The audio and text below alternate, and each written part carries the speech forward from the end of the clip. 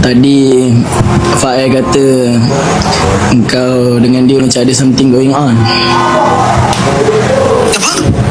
Faik kata kau dengan dia macam ada chat-chat belakang apa semua. Pasal korang ni macam ada hubungan lah macam tu. Faik cakap betul lah Faik? God, sorry Iqmal Faik terkantoikan. Faik sejak bila? Nombor kau aku tak ada. Iqmal lu.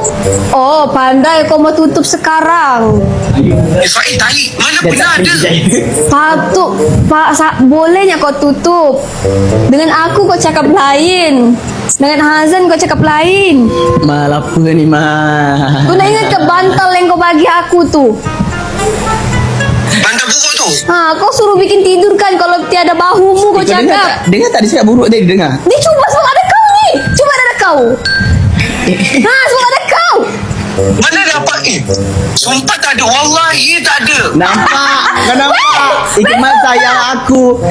Mal, kau sayang aku Mal. Sayang. Faik Ya. betul tipu.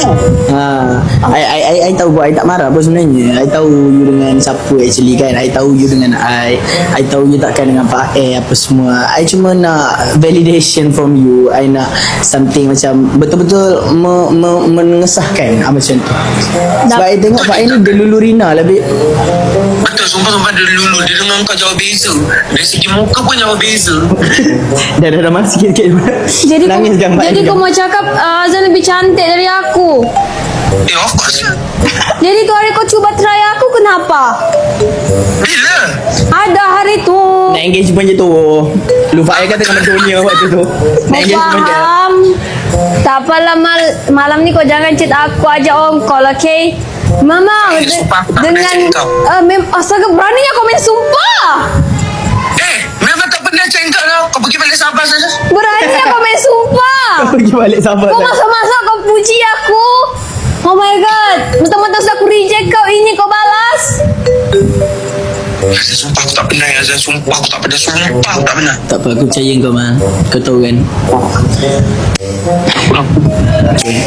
Baik Mal, itu je. Orang kena prank curang-curang ni. Azim. Tak jauh, okay? Okay lah Mal, itu je. Terima kasih Mal. Love you. Okay, bye-bye. Baik Mal. Tak payah, tak sempat. 5 minutes later. Aku dengar macam ada orang panggil kau tadi, Cuba pergi sana jap. Mana? Cuba pergi luar jap, Ada orang panggil. Ada orang panggil. Tutup pintu tu, Tak guna. Bagi bantal. Oh. Mati-mati aku menyedak hati aku benda tu sumbangan. Benda tu bantuan sekadar kebajikan. Aku dah tak nak jual lah, lantak lah. Wajah. Biarlah, aku akan selesaikan benda ni dengan Iqmal berdua. Aku akan berbincang dengan dia. Aku akan tanya dia. Kita tak boleh dengar satu side je. Kita kena dengar dua-dua side. Syaitan betul semua. Apa lagi kau ni?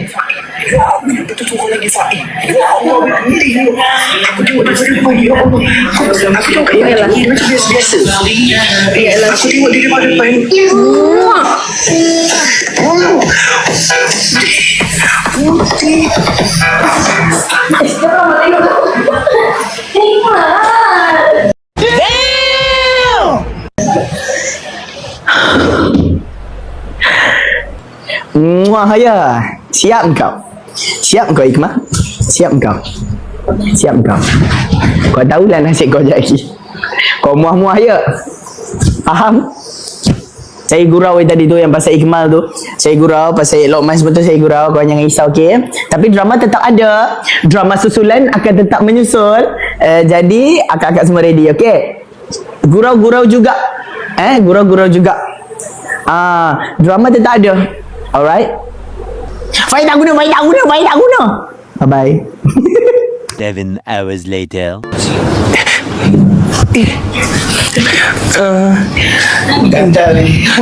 Tak ni kan.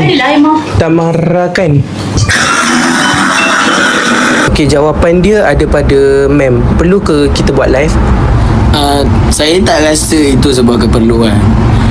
Bagi saya memang memerlukan masa yang lebih panjang lah untuk kita berdua berborak secara berdua.